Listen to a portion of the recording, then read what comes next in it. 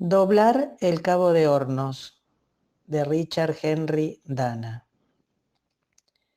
En nuestro primer intento de doblar el cabo, cuando llegamos a su latitud, estábamos casi 1700 millas al oeste, pero al correr hacia el estrecho de Magallanes, ganamos tanto para el este que el segundo intento lo acometimos desde una distancia de no más de 400 o 500 millas, con muchas esperanzas, por este medio, de pasar abiertos del hielo, pensando que los ventarrones del este, que habían predominado durante bastante tiempo, lo empujarían hacia el oeste.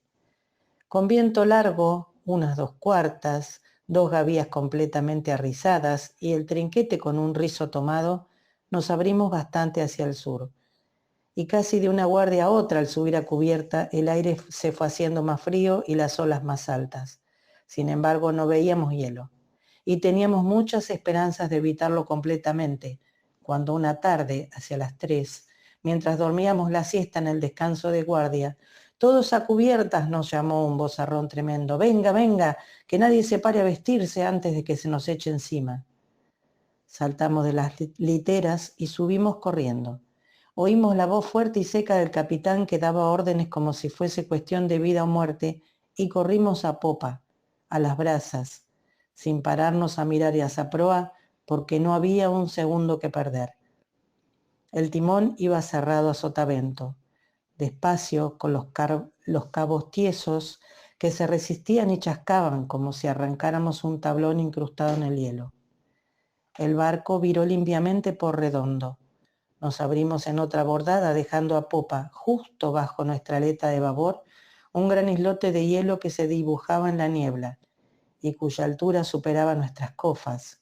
A uno y otro lado de él se adivinaban borrosamente extensos bancos de hielo que se mecían y cabeceaban en la superficie. Ahora estábamos a salvo y navegábamos hacia el norte, pero solo unos minutos más. De no haber sido porque vigilaban atentos los de la guardia, habríamos ido contra el hielo, y los viejos huesos de nuestro barco habrían flotado esparcidos por el océano Antártico.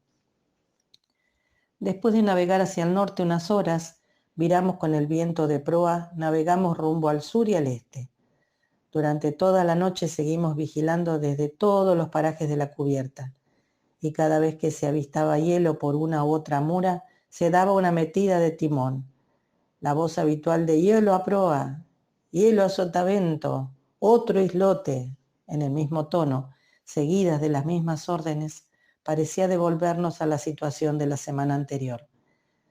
Durante nuestra guardia encubierta, que fue de 12 a 4, el viento sopló de proa, acompañado de cellisca y granizo, y facheamos con la gavía mayor arrizada todo el tiempo que duró la guardia.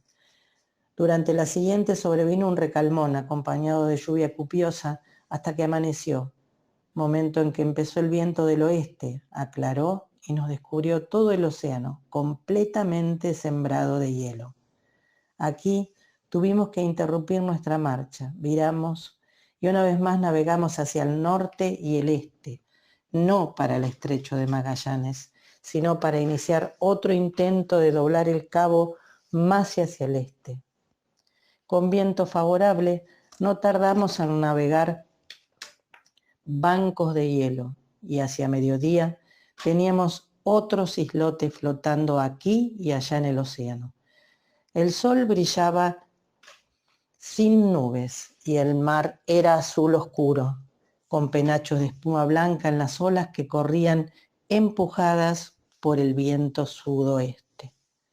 Nuestro barco solitario surcaba trabajosamente el agua como contento de salir del encierro, en tanto los islotes de hielo de diversos tamaños y formas aparecían diseminados en el océano, reflejando los brillantes rayos de sol y desplazándose lentos hacia el norte, empujados por el ventarrón.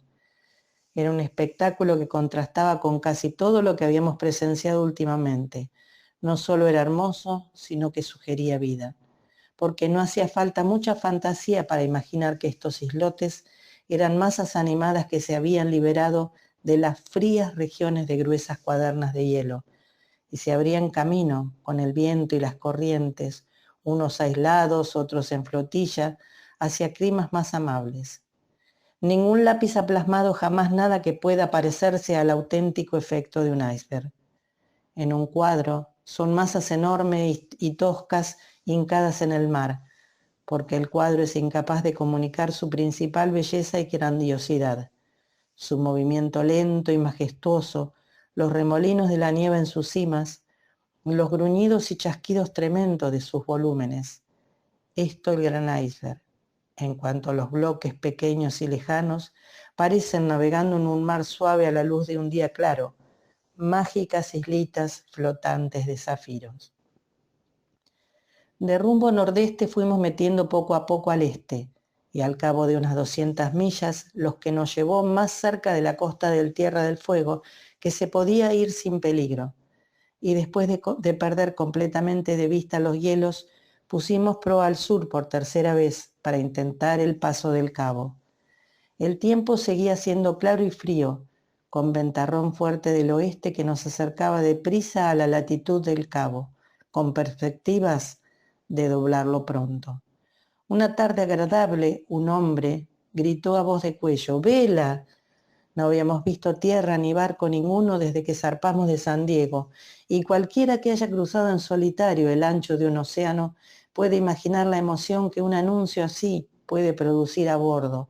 ¡Vela! Gritó el cocinero saliendo disparado de la cocina. ¡Vela! Gritó un hombre tras quitar el cuartel del escotillón. ¡Vela! Gritó el capitán hacia la escalera al pasajero que se encontraba en su camarote. Además de la alegría de ver un barco y seres humanos en tan remoto lugar, era importante para saber nosotros si había hielo al este y averiguar la longitud, porque no teníamos cronómetro y habíamos sufrido tanto abatimiento que casi habíamos perdido nuestra estima. ¡Otra vela grande, a Barlovento! Entonces el primer oficial: tú ves visiones, son islotes de hielo si la vista no me falla. Unos momentos después comprobamos que el primer oficial tenía razón y se desvanecieron todas nuestras esperanzas. Y en vez de avistar lo que más ansiamos, nos encontramos con lo que más teníamos y lo que creíamos haber perdido de vista definitivamente. No obstante, no tardamos en dejarlos a popa, después de pasar entre ellos en un trecho de unas 2 millas, y a la puesta del sol, el horizonte se hallaba franco en todas las direcciones. Habíamos dejado los icebergs. Dado que teníamos buen tiempo, no tardamos en llegar y pasar la latitud del cabo, y después de navegar bastante más al sur para abrirnos lo suficiente, empezamos a enfilar hacia el este, con buenas perspectivas de doblar y poner rumbo norte al otro lado en pocos días. Pero la mala suerte pareció acordarse de nosotros, porque no llevábamos 4 horas navegando con este rumbo cuando nos sorprendió un recalmón, y a la media hora el cielo se cubrió de nubes. Los marineros parece que se sentían en el viento: no pasarás, no pasarás. Durante 8 días estuvimos yendo a la deriva de esta manera. A veces teníamos calma. 1 o 2 veces vimos asomar una esfera de cobre en el punto donde debía hallarse el sol, y un golpe de viento o 2 del oeste nos trajo cierta esperanza de que al fin íbamos a tener viento favorable. Durante los 2 primeros días aprovechamos estas rachas, largando los rizos de las gavías, y al comprobar nuestro trabajo, no tardamos en dejarlo. Teníamos menos nieve y granizo que cuando estábamos al oeste, pero más abundancia de algo peor para un marinero en tiempo frío: una lluvia copiosa. La nieve te ciega y es malísima cuando te acercas a la costa, pero para molestia de verdad no hay nada como la lluvia con un tiempo glacial. Una tormenta de nieve es emocionante y no te moja la ropa, pero cuando tenés lluvia constante no hay escapatoria. Te cala hasta los huesos y es inútil intentar protegerse. Hacía tiempo que habíamos gastado toda nuestra ropa seca, y como los marineros no teníamos otra forma de secarla que tendiéndolo al sol, no podíamos hacer otra cosa que ponernos la menos mojada. En ese estado de cosas se nos encendió la luz y se nos abrió una nueva posibilidad de distracción gracias a un cambio de guardia. Uno de nuestra guardia tuvo que ser relevado durante 2 o 3 días porque tenía mal una mano. En tiempo frío, el más pequeño corte o golpe se vuelve una llaga, y su lugar lo ocupó el carpintero. Fue una suerte, y se suscitó todo un debate sobre a quién le tocaba acompañar. Como el carpintero era un hombre de alguna formación y habíamos tenido bastante relación él y yo, decidió acompañarme a mí en los paseos. Era finlandés, pero hablaba inglés muy bien y me contó muchas cosas de su país, sus costumbres, su comercio, su gente, lo poco que sabía de su gobierno, así como sus viajes, su llegada a América, su noviazgo y matrimonio. Se había casado con una compatriota suya, una modista a la que había conocido en Boston. Yo tenía muy poco que contarle de mi vida tranquila y sedentaria en casa, y a pesar de nuestros mejores esfuerzos, que alargaron estas historias durante 5 o 6 guardias, acabamos agotados, todos los temas, y lo pasé a otro de la guardia y apelé a mis propios recursos. Viernes 22 de julio. Este día tuvimos ventarrón constante del sur y navegamos con vela acortada por las brazas del barlovento. Las nubes empezaron a levantar y mostraron signos de abrirse. Estaba por la tarde en el entrepuente con el señor Hatch, el tercer oficial, y otros 2 llenando de los toneles el cajón de pan de proa, cuando surgió un resplandeciente rayo del sol. Irrumpió por la escalera de la cámara y atravesó la lumbrera, iluminándolo todo abajo y comunicando una oleada de calor al corazón de cada uno. Era algo que no veíamos desde hacía semanas, un anuncio, un don del cielo. Incluso el rostro más duro y curtido acusó su influjo. Justo en ese momento oímos un grito desde todos los parajes de la cubierta y el primer oficial se asomó a la escalera de la cámara y llamó al capitán que estaba sentado abajo. No distinguimos lo que decía, pero el capitán dio una patada a la silla y apareció en cubierta en un par de saltos. No sabíamos qué pasaba, y aunque estábamos deseosos de averiguarlo, la disciplina del barco no nos permitía abandonar nuestros puertos. Sin embargo, como no nos llamaron, comprendimos que no se trataba de ningún peligro. Nos apresuramos a terminar lo que estábamos haciendo, cuando al ver asomar por la despensa la cara del mayordomo, el señor Hatch lo llamó para averiguar qué pasaba. «Tierra a la vista, señor, ¿no ha oído la voz de tierra?» El capitán dice que es el cabo de Hornos. Esto nos hizo dar un respingo. Terminamos enseguida lo que estábamos haciendo y subimos a cubierta. Y allí se veía tierra, exactamente por el tratez de babor, y alejándose lentamente hacia la aleta. Nos quedamos todos embobados mirando, el capitán y los oficiales en el alcázar, el cocinero en la cocina y los marineros en proa. E incluso el señor Nuttall, el pasajero, que llevaba encerrado en su casa un mes y apenas le había visto nadie. Y casi se nos había olvidado que estaba a bordo.